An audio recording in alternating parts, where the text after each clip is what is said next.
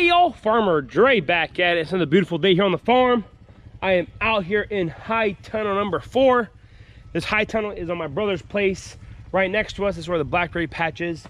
So he got approved for NRCS high tunnel equip grant. We put it up over here. So for this year, until we put our number 4 on our farm, just right over there, this is gonna be called number 4. But we got it planted with tomatoes, and I just want to go ahead and show you guys what and how everything looks. So this tunnel is from, forgot the company who makes them, but they're not, it's not a Morgan County, it's a company out of Kentucky. And same tunnel, I mean, like you guys heard me say in other videos, tomatoes don't care what the structure looks like. So the only thing I'd have to say about this tunnel, it has 5-foot sidewalls. And in my opinion here, and me growing tomatoes, I like the taller sidewalls, but just because you get more aeration and more airflow through there. But this tunnel here, it's gonna work. Tomatoes really don't care as long as you have plenty of airflow and plenty of air movement through there. So here we're leaving the doors open and leaving the sides open, and just making sure the plants are nice and healthy. So these plants are a little leggy, a little too tall, but here in a couple more days we'll come through here and put the rest of the T-post up and put the first set of wires there, or the string. So yeah, typical high tunnel setup here. So in here I use a 15.5 foot of landscaping fabric, so it comes from both sides there, just 2 pieces instead of doing the 3 like I did. Just makes more sense this way. I like this one on mine in our tunnels. The 3 different sheets of fabric is nice, but you have sometimes it picks up and lifts up, and it's kind of a pain. It's much easier to handle too. And the only downside, you have a slit of uncovered here in the center, but you know, whenever the tomato plants get big, you don't have to worry about that too much. But for now, it's a little bit of worry.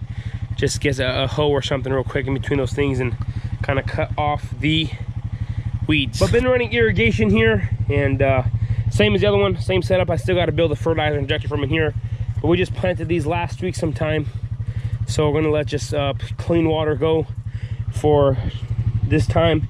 Then hopefully next time we'll get the fertilizer injector going. Just hydrant, timer. Always get a timer on your hydrants, just because you forget. If you're like me, we do a lot of different crops, and especially this tunnel being so far away from the main farm. I mean, it's not really that far, but I don't come here quite often. I probably come here once a day and that's it. So I just turn on the irrigation and I am out of here. I don't have to come back. On our tunnels, you know, it's easier because I'm around there all day. If I'm in the strawberry patch, just drive back to the 4-wheeler. But out here, you know, got to make everything as automized as possible. But as you can tell, it's a nice, warm, sunny day. But let's go ahead and I got to get the cantaloupe field ready to go.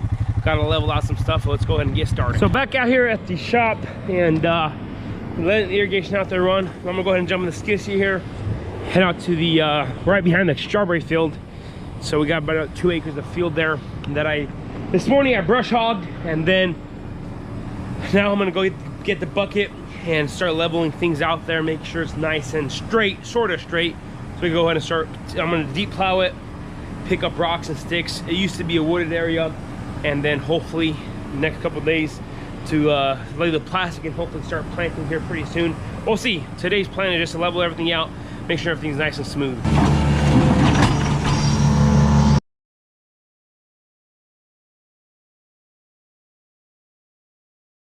Righty, so we're out here. This is about a 2-acre patch here right behind the strawberries here, and those are the strawberries. A lot of big weeds growing there. Season's almost over. It's our last week of U-pick.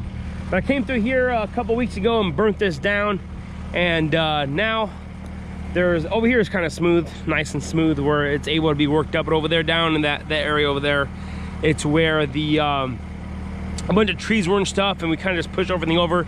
But if you guys saw, if you guys don't know, this is the old ski bluff, or it's used to call it Missouri Ski, or the Snow Bluff, and this used to be open back in the 80s. So right here on this property where we farm, you know, whenever people ask, hey, where are you at? We tell them, hey, you know where the old Snow Bluff used to be? We farm top of the hill here. So I own another 500 foot down in the valley here. So once we kind of get over this rock here, then it just goes down to the valley. So the lift here, there used to be another big old, whatever you call them, the whole chain thingy. I don't even know what you would call them or not. but it'll come up this way, and then they'll have, right there's an old stand from the snow machine, and then there's a nice smooth pathway down through here along the fence line. So this is where they used to ski down, and then they'll come up and up this nice terrain here.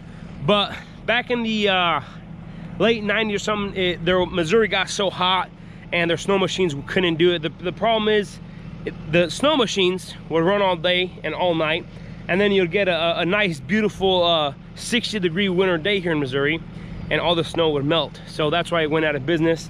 But now it's all overgrown, it's all abandoned. I mean, I still have, if I go all the way down there, I gotta take you guys along for a tour here on the edge of this property. I've never showed you guys, but there's the old the machines and everything of how the skiers used to come up the hill. Skiers, snow, I mean, I don't know, it used to be called the old snow bluff. I'm not sure what you would call them. But whenever I had this all dozed down, the guy tried pushing this down, and then I found out after a while, after asking some of the neighbors here, that this has 8 truckloads of concrete, or six truckloads of concrete going down into the mountain here. So who knows how deep they dug to put this in here. So yeah, it's a big thing. I'm a pretty big boy. I'm 6'4". This is at least 20 foot tall here, and it's solid full of concrete. The whole thing is concrete all the way up. So in a way, it's kind of nice because people know where we're located. And like yesterday, I was down at the Blackberry School, and at a Blackberry conference down in Arkansas. So somebody asked me, so where's your farm located? It's like, well, you know where old Snow Bluff used to be? Oh yeah, no, we farm top of the hill here. So the strawberries come right up to this old abandoned ski lift here. So Snow Bluff ski lift, I don't even know what you call these. The trolley line, I think. But anyways, I'm turning this old thing into a farm. So that's the plan, that's the goal. But one of these days I gotta take you guys all the way along, and we'll explore the entire valley. So the property sits on 12 acres. I have about 5.5, 6 acres of cultivated flat land, and the rest of it is nice and hilly, and it's all mountainous, and it's all, I mean, it's a big mess going down there. But yeah, I own the whole side of the mountain here, or the hill. And if you're coming off of Highway 13, you can see the top of this thing right here. So it's a pretty cool, neat thing. But anyways, I'm gonna go ahead and get to work here and start shoveling dirt around and moving everything around here. But yeah, skid steer and the old Snow Bluff. Doesn't get any better than this.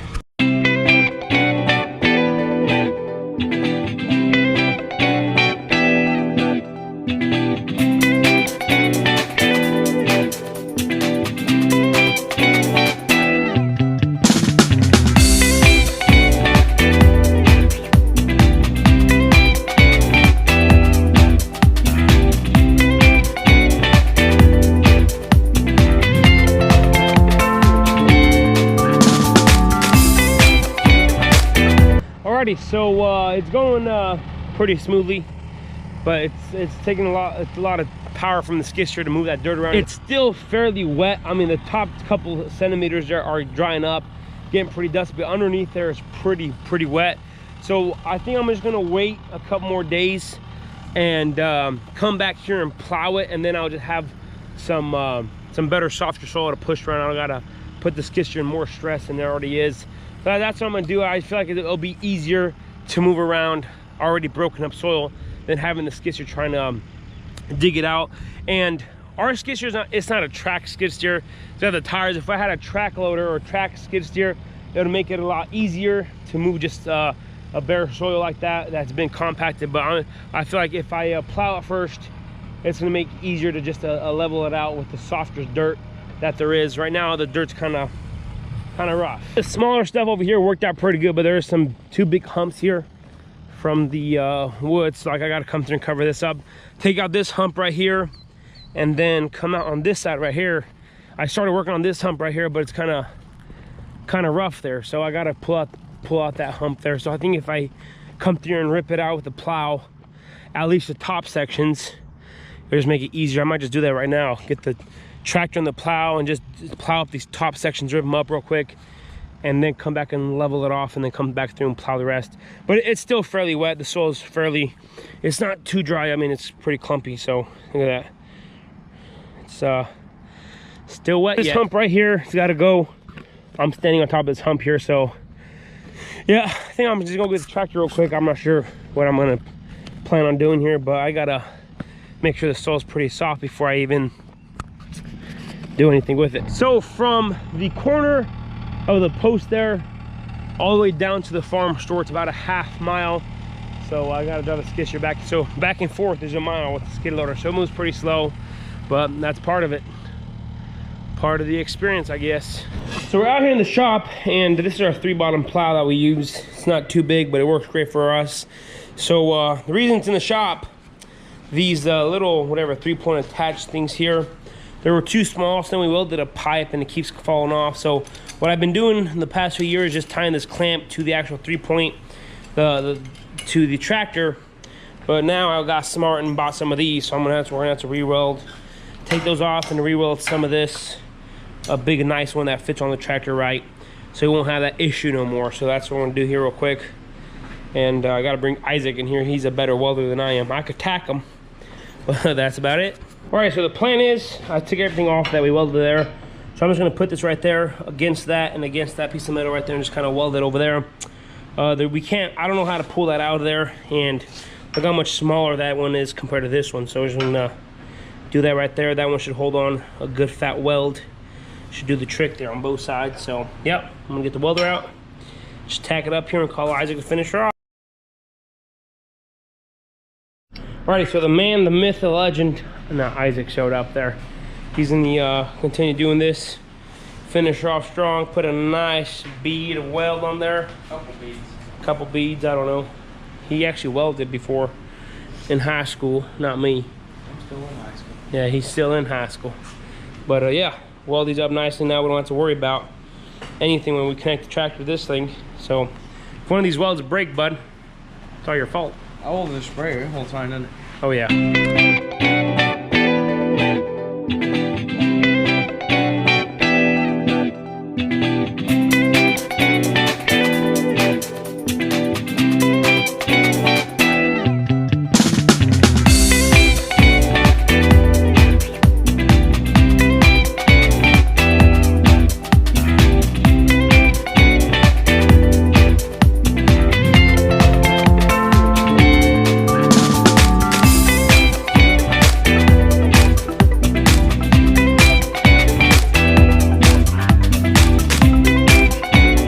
So we went ahead and flipped the plow around upside down here so we could get a nice bead, a nice weld underneath there on the underside. Just because there's so much tension and so much pressure whenever you are pulling this. I mean, you're moving 6 to 8 inches of dirt times 3. So, I mean, the tractor, a 100-horse tractor kind of bogs down sometimes if we go too deep. So there's a lot of pressure, a lot of weight that we had to pull with this. So Isaac's making sure that we do get a nice bead, nice healthy welds there so it doesn't move no more. But yeah, I should probably wash this here and there. It's starting to rust up pretty quick. That's not too good. She ain't going anywhere. All right, so we're gonna go ahead and connect this here. As it go down. Here, you gotta move over, bud. You gotta move over completely. I gotta put this on here. Okay. Hold on, hold on. Over. Higher. Oh, trim tires. Lower. Yeah, forward, down.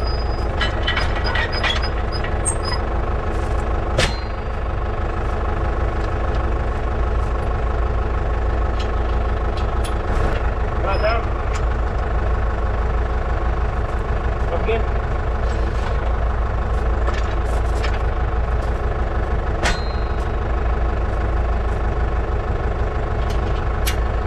I'm gonna try to rip up those mounds there with this plow real quick, and I'm glad we got it done and welded today because it's super hot outside anyway. So it's kind of good we got that done. I'm gonna go ahead and try to rip those mounds open, get the skid steer back level and everything off, then try to smoothen everything out there. But I gotta come through and plow all this up. This is it's been pasture for the past 20-30 years, so we're turning it into a sunflower field this past season, this next season I mean, or right now, this year, I don't know what I'm saying. But yeah, glad we got this connected nicely. Let's go ahead and see what's gonna go on. So I'm out here in the back, and I just want to see how well Isaac's welds held it up. And I just want to pull one thing to plow here. I don't know what you call it. just one row, see how it works. But we got a breakdown here. Let me go and show you guys what's going on. But it's not Isaac's fault. Isaac did a good job. The only thing that happened, this thing snapped out of there. So now we got to re-weld something. I'm not sure what to do here. Isaac's gonna bring the skid steer. I'm gonna disconnect this real quick. I think I hit a big old root, put a lot of pressure, and just snapped right off. So yeah, that's what happens. It was trees like that for many years, and then now it's trying to convert it into a strawberry farm. I'm planting some cantaloupe here this summer, but ain't nothing happening now. So I'm guessing now we should just weld it from the beginning to the actual metal. But I was thinking that old, what do you call it? That 3-point attacher would have been strong enough, but it's all right. Might have to re-weld in the shop. That's why you got a welder, and that's why you got 4 parts. Get it figured out, fix it up nicely. Alrighty, so what had happened, as you guys saw, they're just ripped out of the old one. See, this one right here is bolted on there. So that's why I thought if I welded on there, it'd be perfectly fine. So what we're doing now is welding it just all attached there on that bottom plate there. So we're gonna weld some on this, some on that, some to that bolt there. So should be good to go after this. We're hoping this is this will do the trick. So this 3-bottom plow here, this mobile plow works great. It's just I've always wanted a chisel plow, so I think here pretty soon we're gonna get a chisel plow up in here as well. This one's good just for like one-time use. If you're just ripping up mother soil or original soil has never been worked up before, this works great. But after 2-3 years of just using, you know, the same soil and just keep on working it up, I think a chisel plow will work a whole lot better than a moldboard plow to keep on doing that. So yeah, it is what it is. These breakdowns slowing us down a little bit, but you know, part of life. Isaac's a professional. Look at that, absolutely awesome.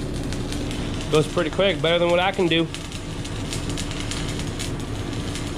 Professional welder right there, boys. Getting it done slowly and surely.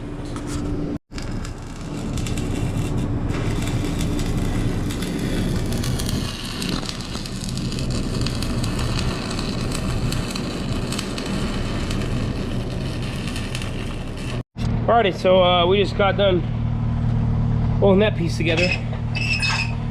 Now let's hope it stays there nicely. It should hold a lot better. So tomorrow is another day. I'll connect that in the morning first thing and see if that works better. But this is where I'm gonna go ahead and end off the video. If you guys haven't already, go and hit that subscribe button, go and smash that like button if you guys enjoyed today's video. Don't forget, hit that notification icon so you guys can be notified whenever I do upload a video. I want to say thanks for watching up to this point. Y'all have a good day. We will see you next time.